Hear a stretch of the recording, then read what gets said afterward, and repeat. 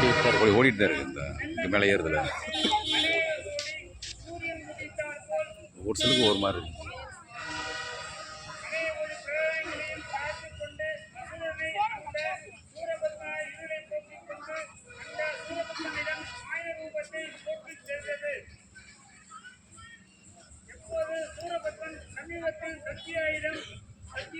ஆயுதமான வேல் கண்டு கொண்டிருந்த அப்போது அசுரனானவன் ஈசன் கூட எதிரி இல்லை, நம்மை இந்த வேலாயுதம் என்ன செய்யும் என்று சிரித்துக் கொண்டு வெகு கோபத்துடன் மூன்று கோபத்தில் அடித்து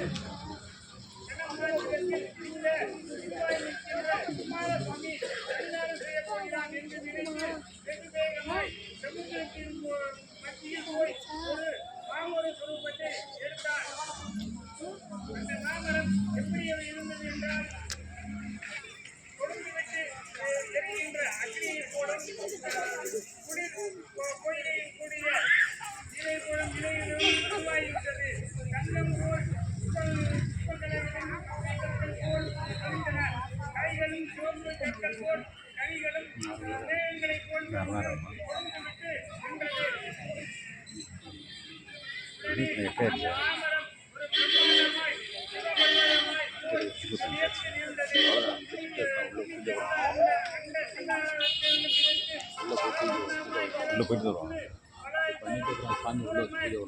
இருந்தது. முடிச்சா முடிஞ்சிட்டு எடுத்துக்கொண்ட ஒரு தரம் அசைக்க மாத்திரத்தில் பிரம்மலோகம், விஷ்ணுலோகம், சப்ததிக்பாலோகம், சூரியலோகம், சந்திரலோகம், சப்தமாலோகம், சப்த சமுத்திரங்கள் அந்த சிவகணங்கள் நெருங்கி அல்லல் போய்விட்டது. இப்படிப்பட்ட மாமரூபத்தை எடுத்த ஒரு குப்பை அசைக்க மாத்திரத்தில் 12 சிறுவங்கள் நடுநடுங்கிவிட்டது.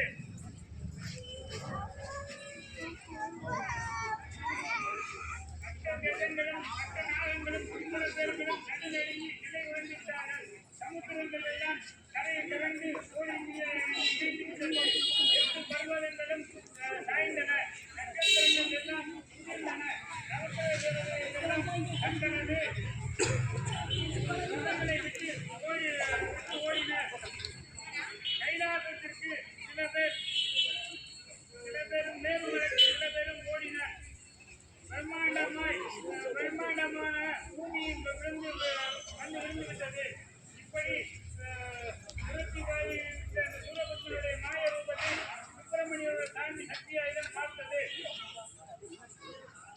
மகாய் பாவியாய் நிறுத்திக் கொண்டிருக்கின்ற அந்த கோபமுடைய பிரணவத்தை சங்காரம் செய்து போல் சமுத்திரங்களில் வெடித்தார் கொண்டிருந்த மாமரூபத்தில் இருக்கின்ற சூரபத்மனை அந்த இடத்தில் அதிக பயங்கரமான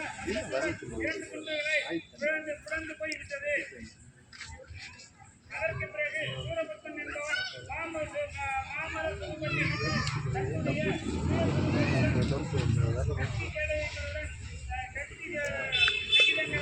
வெகு கோபத்துடன் முருகனுடைய யுத்தம் செய்ய ஆரம்பித்தார். மீண்டும் சக்தி ஆயுதமானது அந்த சூரபத்மனின் சரீரத்தை பாய்ந்து பிழைக்க விட்டது.